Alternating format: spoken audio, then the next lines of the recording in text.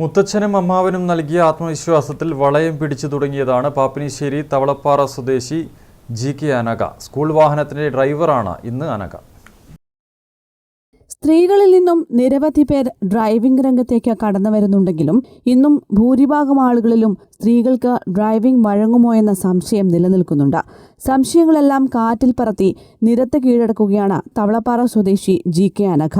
ഇന്ന് കോടല്ലൂർ GLP സ്കൂളിലെ വണ്ടി ഡ്രൈവറാണ് അനഘ. 4 മാസമായി ഇവിടെ സ്കൂൾ വാഹനത്തിന്റെ വളയം പിടിക്കുന്നു. നേരത്തെ പിക്കപ്പ് ഉൾപ്പെടെയുള്ള വാഹനങ്ങളിലും ഡ്രൈവറായി ജോലി ചെയ്തിട്ടുണ്ട്. ഡിഗ്രി ഫസ്റ്റ് ക്ലാസ്സോടുകൂടിയാണ് വിജയിച്ചത്. തുടർന്ന് സെക്രട്ടറിയൽ പ്രാക്ടീസ് എന്ന കോഴ്സും പൂർത്തിയാക്കി. 5 വർഷമായി ഡ്രൈവിംഗ് മേഖലയിലുണ്ട്.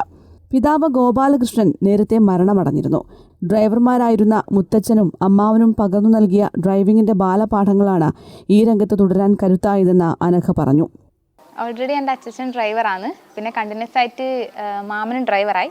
പിന്നെ ചെറുപ്പത്തിലെ അച്ഛനപ്പുറം വണ്ടി പോകുമ്പം ഇങ്ങനെ ഓരോരോ ഡ്രൈവിങ്ങിൻ്റെ ഓരോരോ കാര്യങ്ങൾ പറയുമ്പോൾ നമുക്ക് അതിനോടുള്ള ഒരു ക്രേസ് തോന്നില്ലേ. അങ്ങനെ ഒരു പ്രായത്തിപ്പം എനിക്ക് ആ ഒരു ആഗ്രഹം വന്നു. അതിനനുസരിച്ചിട്ട് ഒരുപാട് സാഹചര്യങ്ങൾ വന്നു. തടസ്സമൊന്നും ഉണ്ടായിട്ട് വണ്ടി ഉണ്ടായിരുന്നു. അതുപോലെ തന്നെ എനിക്ക് പഠിപ്പിച്ചിട്ട് മാമനുണ്ടായിരുന്നു.